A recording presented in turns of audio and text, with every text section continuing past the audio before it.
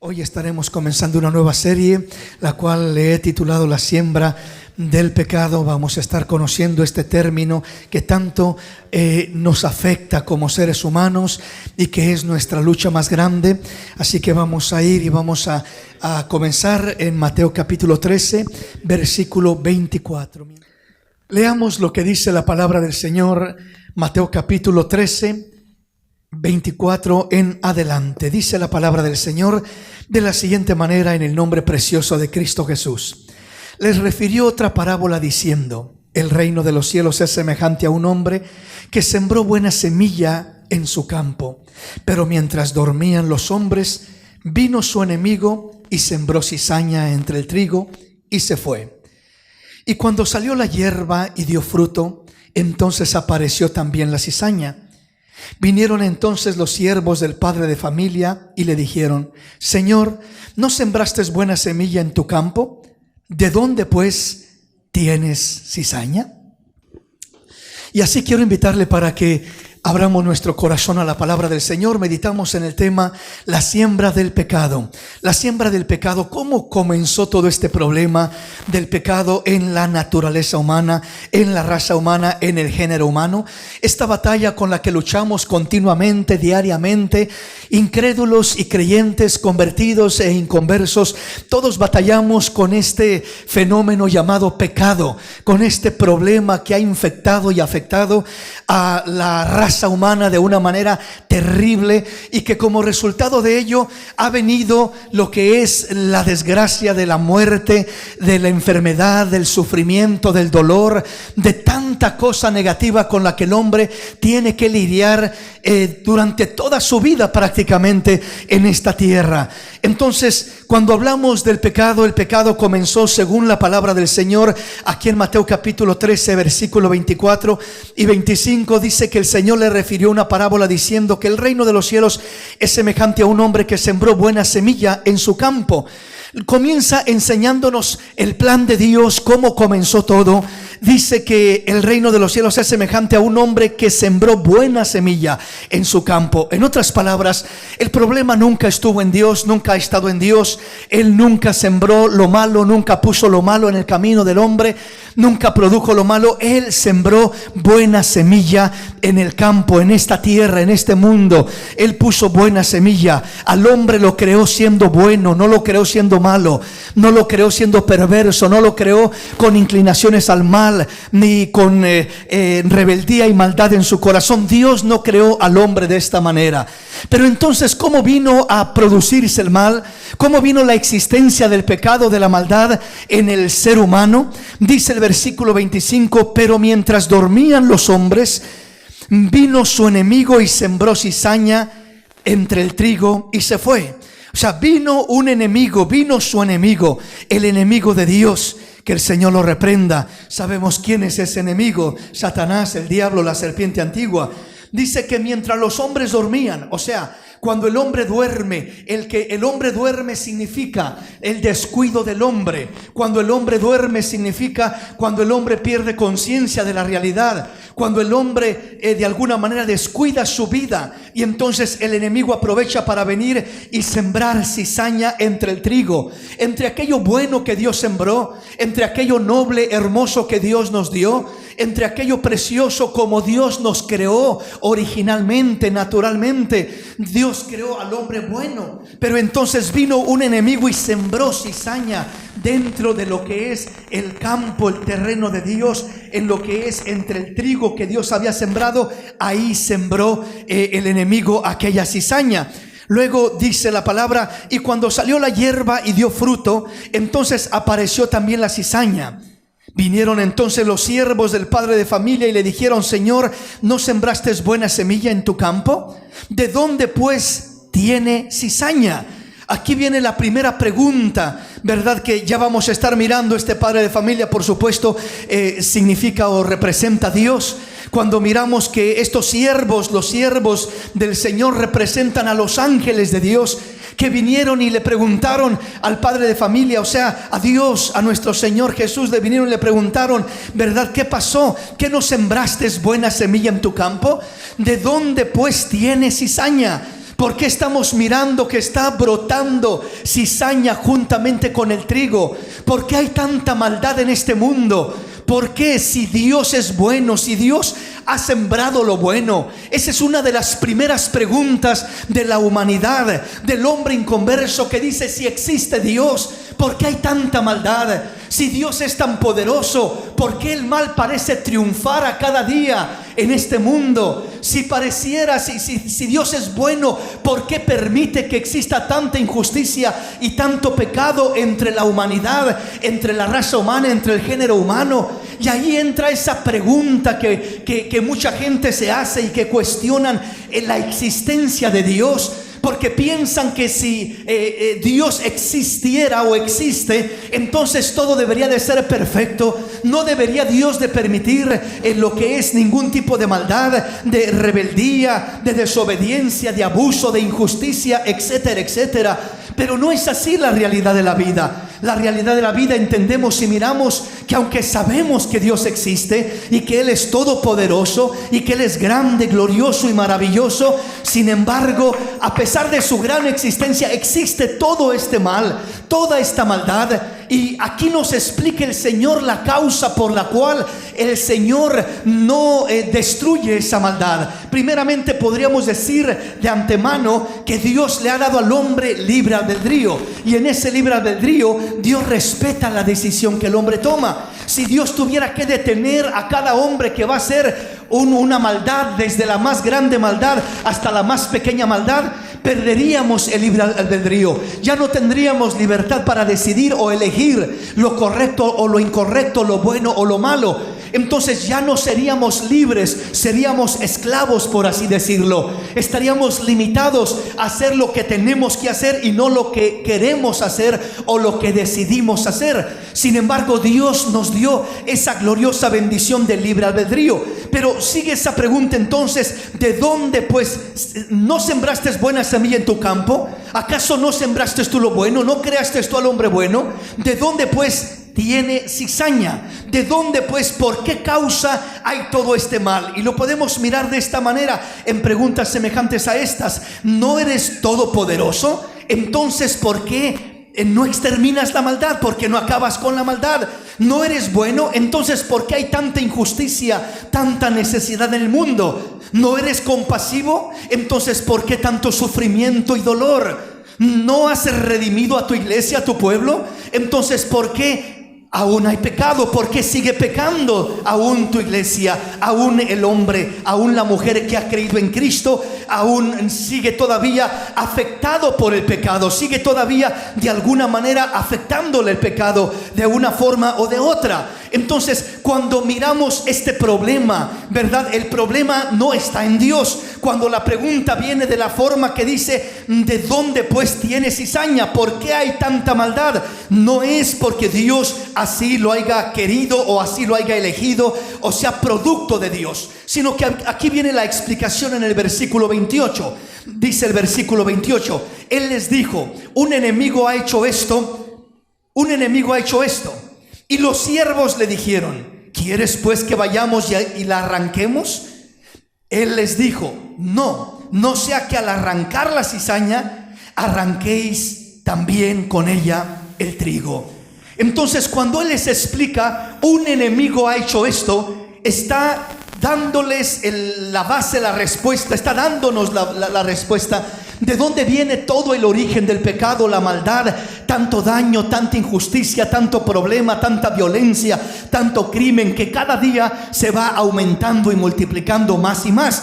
¿De dónde viene todo esto? Un enemigo ha hecho esto. ¿Cómo lo hizo? Mientras los hombres dormían, mientras los hombres se descuidaban, este enemigo vino y sembró cizaña, mala semilla, entre el trigo que el Señor había sembrado, y vino de esta manera a afectar de una manera terrible a la raza humana. Luego viene la respuesta de los siervos, los ángeles de Dios, que le preguntan, le dicen: ¿quieres pues que vayamos y la arranquemos? Los ángeles de Dios tienen poder como para venir y arrancar toda maldad en un instante. como para venir y hacer justicia y destruir a todo el que hace lo malo en un instante, desde la maldad más pequeña hasta la maldad más grande. Entonces ellos le dicen: si quieres vamos y arrancamos todo lo malo, si quieres vamos y ponemos un alto a todo esto.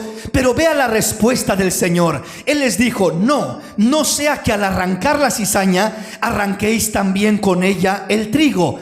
¿Qué está diciendo el Señor con esto? Lo que está diciendo es que cuando el trigo y la cizaña van creciendo, se parecen demasiado el trigo a la cizaña. Se miran como hierba verde los dos de una manera muy similar. Y sería muy fácil para que de repente buscaran arrancar lo que parece cizaña y realmente fuera trigo. Espiritualmente aplicado a nuestra vida significa lo siguiente: significa que cuando podemos mirar a una persona en este momento que quizás está fuera del camino del Señor, que está procediendo mal, que está en una práctica desagradable a Dios, posiblemente una práctica pecaminosa, pero dice la palabra de Dios que Dios le da oportunidad al hombre. Dice que Él es paciente, no queriendo que nadie se pierda, sino que todos procedan al arrepentimiento. Dice que no ha venido porque Él desea que el hombre se arrepienta. Dice que mientras hay vida hay esperanza. Entonces lo que hoy parece cizaña, puede predicársele la palabra, puede creer en el Señor, puede arrepentirse y venir a los pies de Cristo y convertirse en trigo glorioso para los graneros del Dios de los cielos. Bendito sea el nombre del Señor.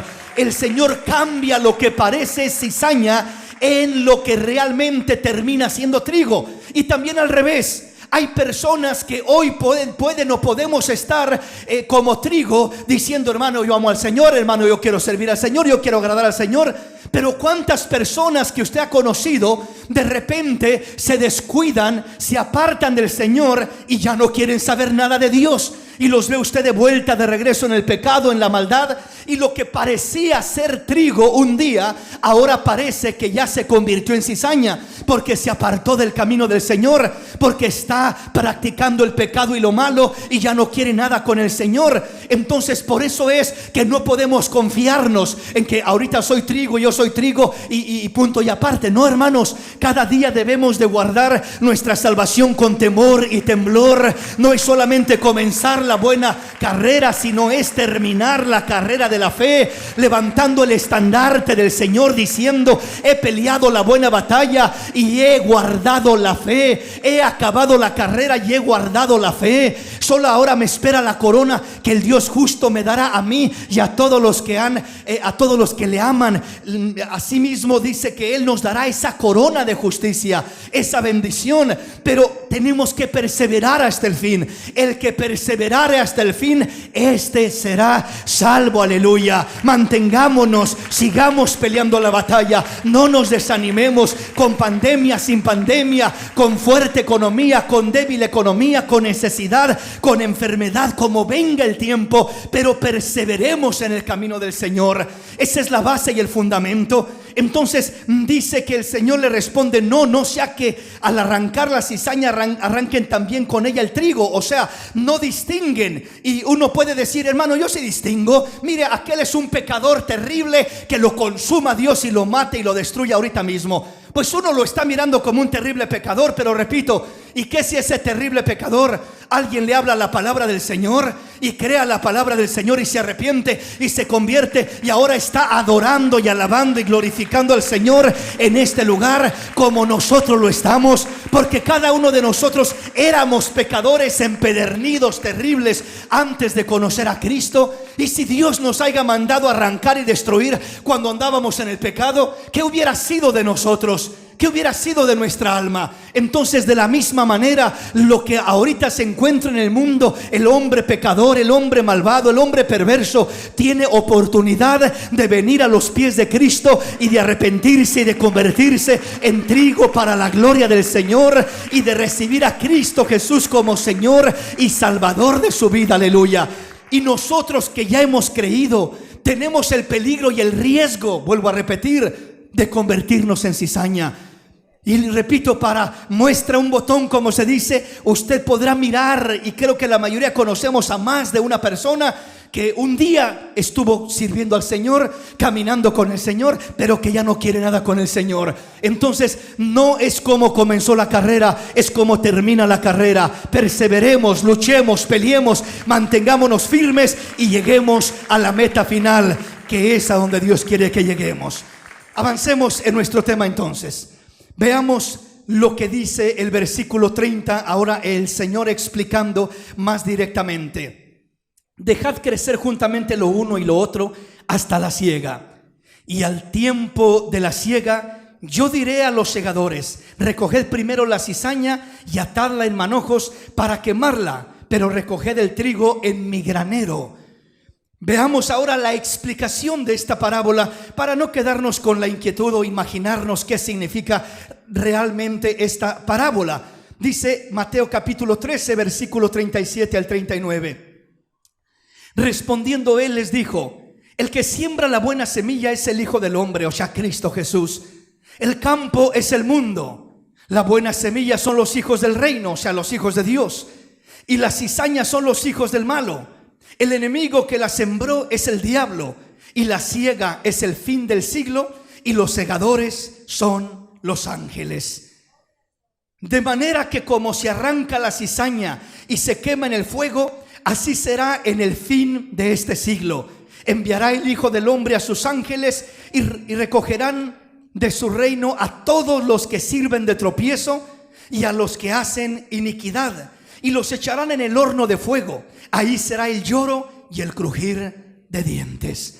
¡Qué tremendo! Hay un día señalado, hay un día destinado, dice el Señor. No se adelanten, no se apresuren. Por eso dice el Señor: no se venguen a ustedes mismos por ustedes mismos, porque escrito está: mía es la venganza, yo daré el pago. Aleluya. No te vengues tú, yo tengo un día señalado, yo tengo un día preparado, yo tengo un día destinado. Hermano, mire cuánta injusticia. No te preocupes, viene un día cuando se le pondrá un alto a la injusticia y reinará la justicia completamente y para siempre. Hermano, mire cuánto pecado. Viene un día cuando el pecado será exterminado y quitado de sobre la faz de la tierra. Viene un día cuando todo esto será quitado, pero todavía no ha llegado ese día. Mientras tanto que no llegue ese día, esperemos en el Señor, sirvamos al Señor, consagrémonos nosotros, amemos al Señor, santifiquémonos, honremos al Señor y dejemos que el Señor siga trabajando en nuestra vida. No te preocupes por el que es cizaña, preocúpate por tú mantenerte siendo trigo. O sea, no te preocupes por las maldades que otros hacen, preocúpate tú por hacer el bien. No seáis vencidos por lo malo, antes vence con el bien el mal. Si tu enemigo tuviere hambre, dale de comer. Si tuviere sed, dale de beber. Haciendo esto, amontonarás ascuas de fuego sobre su cabeza. Nosotros muchas veces nos preocupamos más por el mal que otros hacen que por el bien que nosotros deberíamos de hacer. Nos preocupamos y nos centramos más en el detectar y el criticar a otros como cizaña, y no nos preocupamos por trabajar en ser trigo genuino y auténtico del Dios de los cielos. El ser trigo significa: yo voy a buscar honrar a Dios, amar a Dios, servir a Dios, a mi prójimo. Voy a buscar bendecir y ser de bendición. No voy a ser vencido por el mal, sino voy a vencer con el bien el mal, para la gloria de mi Dios, para la honra de mi Padre, y de esta manera voy a servir a mi Señor. Aleluya. Bendito el nombre del Señor. Entonces dice que de la manera como se arranca la cizaña y se quema en el fuego, así será en el fin del siglo. Viene el tiempo del fin del siglo. Estamos aproximándonos al fin del siglo. ¿Qué es lo que definirá o cuándo comienza directamente el fin del siglo? El fin del siglo comienza directamente cuando la iglesia es arrebatada y es llevada para estar con el Señor. Ahí comienza el fin del siglo, marcado por tiempos y la mitad de un tiempo. Viene ya marcado con días, con contados, con años señalados. Ya es un tiempo específico donde lo único que se aproximará será que Dios envíe, ¿verdad?, a sus ángeles para que recojan la cizaña. Dice a todos los, el versículo 41 dice: enviará el Hijo del Hombre a sus ángeles y recogerán de su reino a todos los que sirven de tropiezo y a los que hacen iniquidad, y los echarán en el horno de fuego. Ahí será el lloro y el crujir de dientes. Entonces miramos que viene ese día cuando se recogerá la cizaña para echarse en el horno de fuego, y se recogerá el trigo para ser echado en los graneros del Señor, en la gloria de Dios. Hermano, preocúpate por ser trigo, que seas recogido, que seas levantado y que estés en los graneros del Rey de la Gloria, y ahí será tu gozo, tu alegría, tu regocijo por una eternidad. Pero el que no es trigo y es cizaña, ¿qué le espera? Dice que todos los que sirven de tropiezo y los que hacen iniquidad. Mantenga en mente esa palabra, porque esa palabra va a ser una palabra clave en nuestro tema. La iniquidad. La iniquidad es la raíz del pecado, es lo que produce todo aquello malo. Dice que los que hacen iniquidad y los echarán en el horno de fuego. Ahí será el lloro y el crujir de dientes. Veamos y analicemos algunos aspectos. Lo que es el producto, el proceso de el pecado, cómo florece. Igualmente el pecado, cuando florece, lo conocemos como las obras de la carne. Y esto generalmente se divide en tres categorías: las obras internas, las obras externas y las obras ocultas. Las obras internas son las raíces del pecado y de la maldad. ¿Cuáles son las obras internas? Es la iniquidad y la rebelión. Estas son las raíces del pecado, las raíces de la maldad. Las obras externas, generalmente lo que conocemos como las obras de la carne, que se manifiestan típicamente externamente ante los hombres. El pecado, la maldad, ya las obras de la carne, dice Pablo a los Gálatas, que es la fornicación, el adulterio, los celos, la ira, el enojo, la maldicencia, todo lo malo que hay. Las obras de la carne, esas se exteriorizan, son el fruto externo del pecado. Pero lo que produce ese fruto, esas obras externas, es la iniquidad y la rebelión, que es donde vamos a estar centrándonos, comenzando a mirar nuestro tema en cuestión de la raíz del pecado. Las obras ocultas igualmente son obras de iniquidad que se mantienen como raíces de la maldad, pero que muchas veces no se visibilizan, no se dejan ver visiblemente, ¿verdad? Como uno puede ver las obras visibles externas, que son las obras de la carne. Así que mantengamos estos aspectos, estos conceptos mientras vamos avanzando en nuestro tema, para ir entendiendo cómo se produce, de dónde proviene lo que es el pecado, cómo se originó todo este problema. Dice 2 de Corintios capítulo 11 versículo 1 en adelante. Oiga lo que dice la palabra. Ojalá me toleráis un poco de locura. Sí, toleradme, porque os celo con celo de Dios, pues os he desposado con un solo esposo, para presentaros como una virgen pura a Cristo. Pero temo que, como la serpiente con su astucia engañó a Eva, vuestros sentidos sean de alguna manera extraviados de la sincera fidelidad a Cristo. Porque si viene algún otro predicando a otro Jesús que el que os hemos predicado, o si recibís otro espíritu que el que habéis recibido, u otro evangelio que el que habéis aceptado, bien lo toleráis. Y pienso que en nada he sido inferior a aquellos grandes apóstoles. Vea usted lo tremendo de esto. El apóstol Pablo está hablando a los Gálatas y les dice: ojalá me toleréis un poco de locura. Sí, tolérenme, dice, porque os celo con celo de Dios. Tengo un celo muy precioso sobre ustedes. Y dice: pues os he desposado con un solo esposo para presentaros como una virgen pura a Cristo. Pablo miraba a la iglesia como una jovencita virgen pura, que la iba a entregar al novio, que la iba a entregar a aquel que la tomaría por esposa.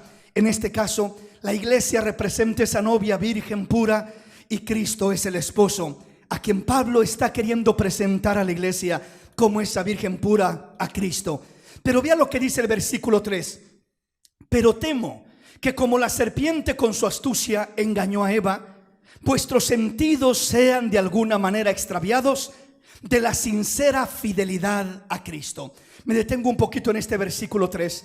Pero temo que como la serpiente con su astucia engañó a Eva, vuestros sentidos sean de alguna manera extraviados de la sincera fidelidad a Cristo.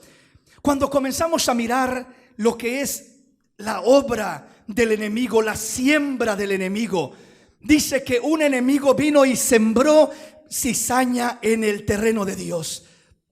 Un enemigo vino y tomó mala semilla y la sembró en el terreno de Dios. El terreno de Dios se puede identificar como el mundo, hablando de cuando Dios creó al hombre y lo puso en este mundo, como también se puede identificar como el corazón del hombre, donde ya individualmente y personalmente es sembrada la cizaña, es sembrada la mala semilla. Entonces, en este pasaje el apóstol Pablo dice: pero temo que como la serpiente con su astucia engañó a Eva.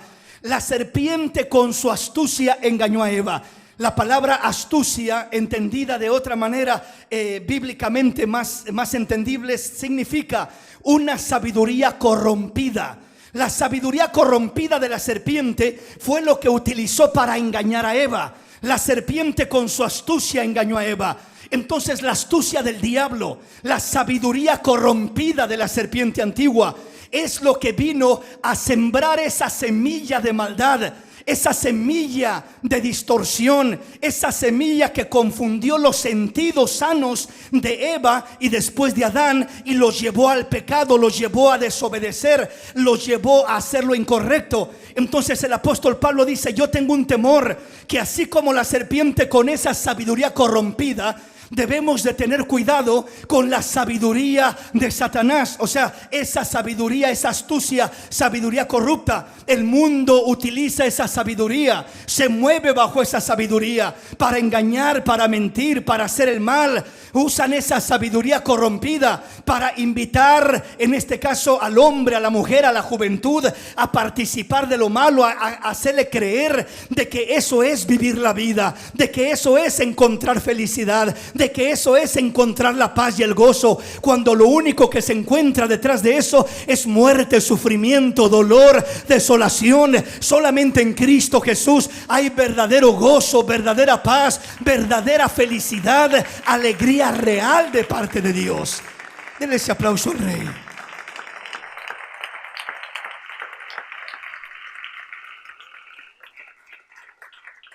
Entonces veamos esto, cómo el enemigo comienza a sembrar esa semilla de corrupción en nuestras vidas, en la vida del hombre. Comienza a sembrar esa semilla a través del engaño de la astucia, a través de la sabiduría corrompida que utiliza.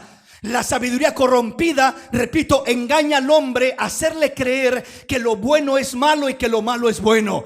Le dijo la serpiente a Eva: con que Dios os ha dicho que no podéis comer de ningún árbol que está en el huerto del Edén. O sea, le está diciendo que lo bueno es malo. Se lo está presentando como: qué lástima, qué malo. Mira cómo te tiene Dios toda limitada. No, Dios no les deja comer de ningún árbol del huerto. Cuando Dios ni siquiera había dicho eso. Dios lo que dijo fue: pueden comer de todo árbol del huerto. No dijo que no podían comer de los árboles del huerto, sino todo lo contrario. Pero transgriversa lo que Dios ha dicho, confunde lo que Dios ha dicho, pervierte lo que Dios ha dicho, y viene a decir lo contrario. Con que Dios os ha dicho que no pueden comer de ningún árbol, con que allí en la iglesia donde vas te prohíben todo, todo es malo, todo es pecado, no te dejan hacer nada, tus padres cristianos te limitan de todo, te prohíben todo, no te dejan hacer nada. Eso no es lo que dijo Dios, ni lo que dicen los padres. No prohíbe un padre cristiano el que su hijo se pueda desarrollar sanamente,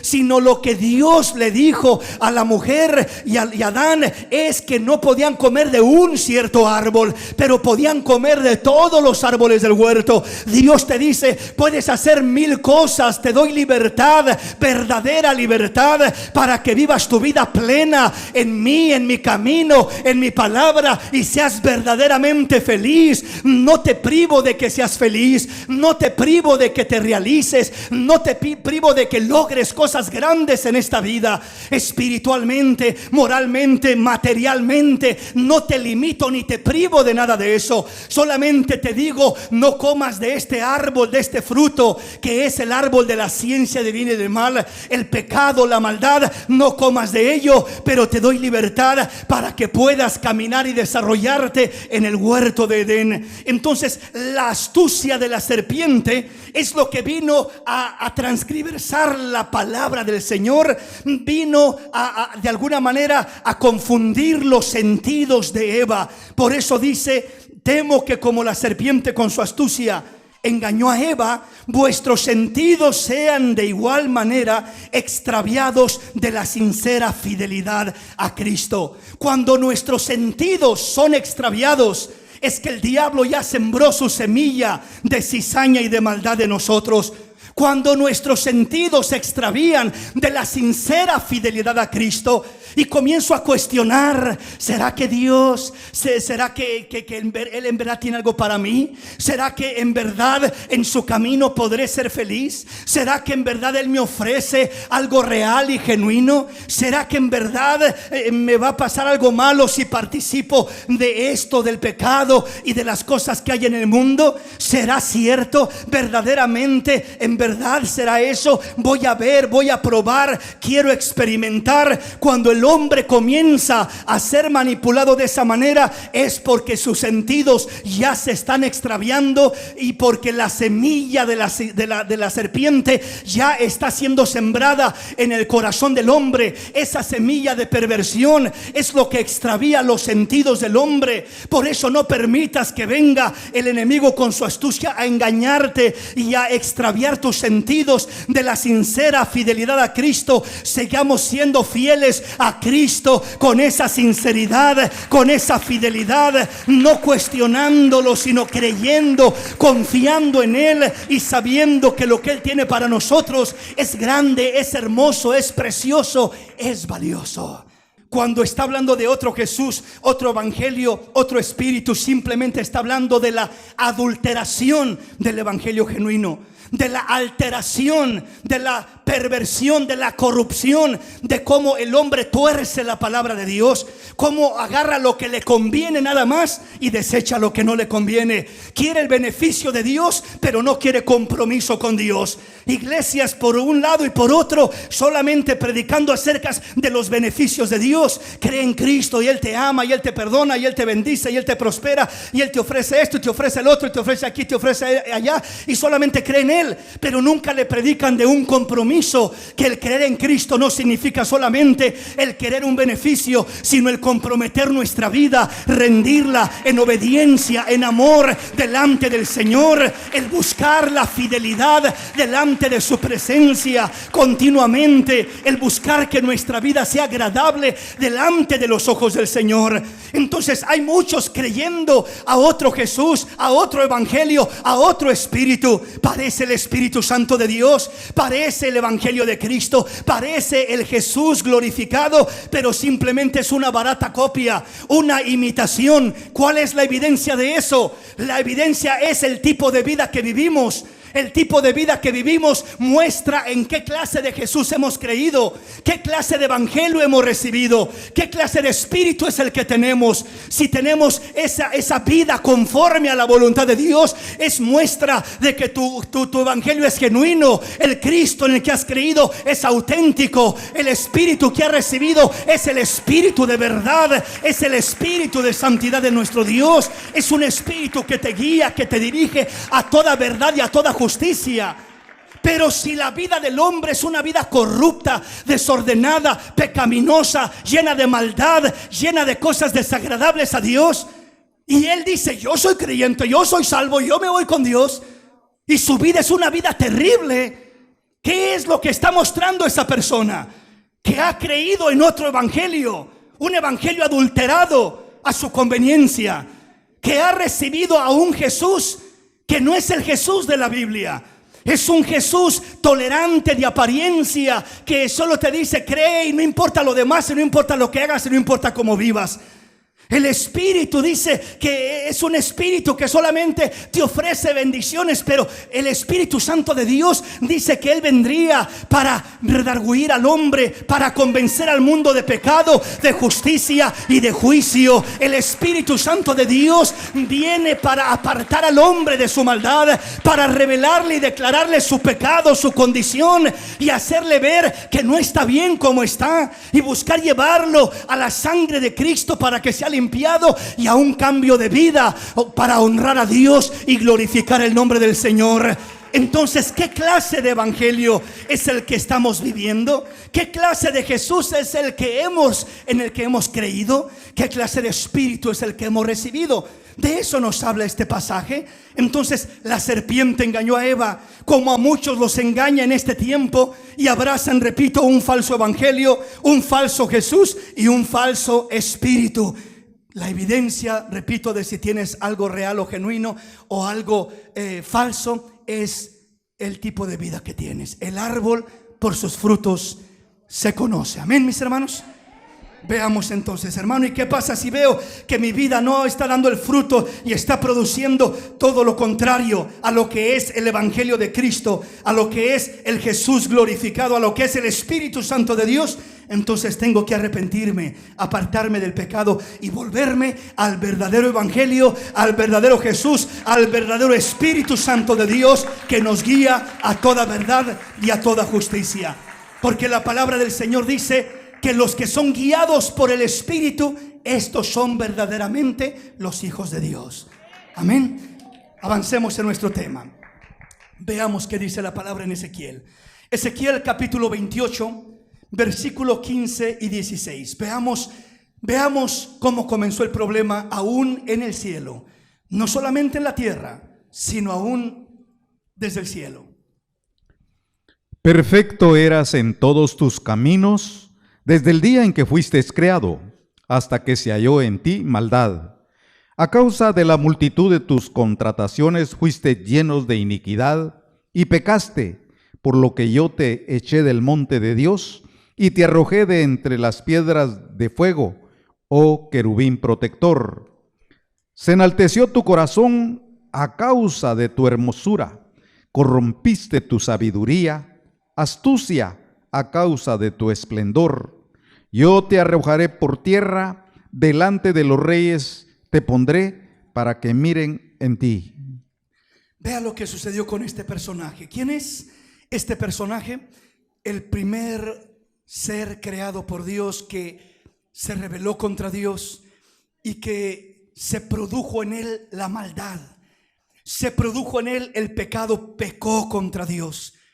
Dice: perfecto eras en todos tus caminos desde el día que fuiste creado. Está hablando de aquel querubín grande, de aquel protector, de Satanás, antes de que cayera, antes de que se rebelara.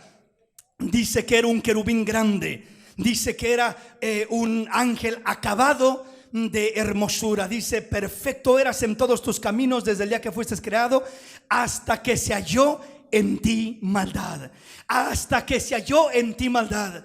Vea lo que sigue diciendo: a causa de la multitud de tus contrataciones fuiste lleno de iniquidad y pecaste, por lo que yo te eché del monte de Dios y te arrojé de entre las piedras de fuego, oh querubín protector. Entonces, cuando miramos este personaje, que era un ángel querubín grande protector, un ángel que estaba, dice, en el monte de Dios, un ángel que estaba entre las piedras de fuego, o sea, un ángel que estaba en lo más cerca de la presencia de Dios. Ahí es donde estaba este querubín grande. Pero ¿cuál fue el problema que tuvo? Dice el versículo 16: a causa de la multitud de tus contrataciones fuiste lleno de iniquidad y pecaste. Habla de que por la multitud de sus contrataciones, dice, fuiste lleno de iniquidad. La iniquidad se produjo en el corazón de Satanás, en el corazón de aquel ángel de aquel protector, de aquel querubín grande, todavía no era Satanás, apenas era un querubín grande, pero dice, se halló en ti maldad. La maldad que se halló en ti fue la iniquidad. Y la iniquidad que se halló en ti es la que te llevó a pecar. Por eso fuiste lleno de iniquidad y pecaste. Por lo que yo te eché del monte de Dios y te arrojé de entre las piedras de fuego, oh querubín protector. Veamos lo que sigue diciendo el versículo 17. Se enalteció tu corazón a causa de tu hermosura. Oiga la frase una vez más aquí. Corrompiste tu sabiduría. Que dijimos que era astucia lo que le decía Pablo a la iglesia de Corintios. Temo que como la serpiente con su astucia engañó a Eva, vuestros sentidos sean de alguna manera extraviados de la sincera fidelidad a Cristo. Aquí nos habla de eso mismo. Se enalteció su corazón a causa de su hermosura. Dice, corrompiste tu sabiduría. Esa es la astucia que comenzó en Satanás. La astucia significa sabiduría corrompida. La primera sabiduría que se corrompió fue la sabiduría de Luzbel, de Luzbella, del querubín grande, del protector, de aquel ángel hermoso que Dios había creado. Se corrompió su sabiduría. Se corrompió y se convirtió en astucia. ¿Y la astucia a qué lo llevó? La astucia lo comenzó a llevar a decir, yo voy a ser semejante al Altísimo. Subiré y me pondré junto al trono de Dios. Seré semejante al Altísimo. Y como no podía, y como no pudo, y como no se le permitió, dice la palabra que con sus contrataciones, es decir, comenzó a manipular a los ángeles de Dios.